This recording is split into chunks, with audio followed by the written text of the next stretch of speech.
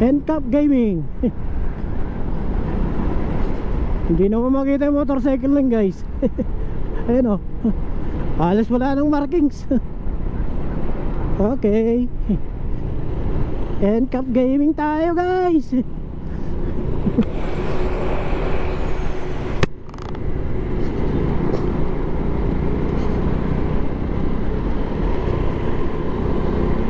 Oh, nasaan na ang motorcycle lane?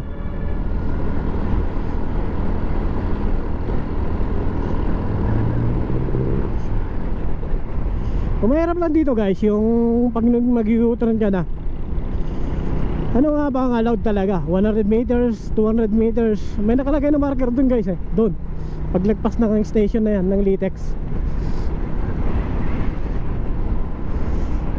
Tapos pagdating dito guys, wala nang motorcycle lane. Tapos mabubulagan na lang kayo kasi inokupayan ng mga bus. Ayun o, kita ko naman dito yung linya ng motorcycle lane guys.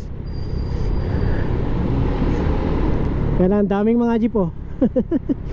Daming PUJ. Sana all. O ayan na guys oh. Motorcycle lane, pang ilan lane to? Pangalawa lang siya. 1, 2, 3, 4. Putek na yan. Alayo na ano, tatawirin ko nito. 4.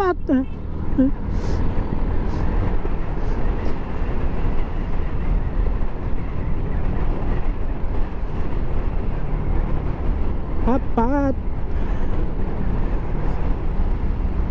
So nandun yung signage guys ha. Ito yung unang ano, signage ng U-turn, 500 meters ahead. Ano nga ba ang allowed? Ayun, 500 na doon guys. Oh, bakit yun? Pumunta na doon. Pwede ba doon? Ayan, 200 meters. Pwede na siguro dito eh. Alanganin talaga yung 100 meters ah. Ang layo oh. Ang inang yan. O diba? Apat na linya papasok na gano'n oh. Swerving. Anak ng teteng. Hindi sapat yung 100. Tapos pagdating dito guys, kailangan mo nang mag-merge ulit doon. Kasi nga, oh, link ka na yan, Kap. Oh, diba? Buti pa dito, 3 lang yung ano, pagitan. Doon sa kabila, 4. Ang layo.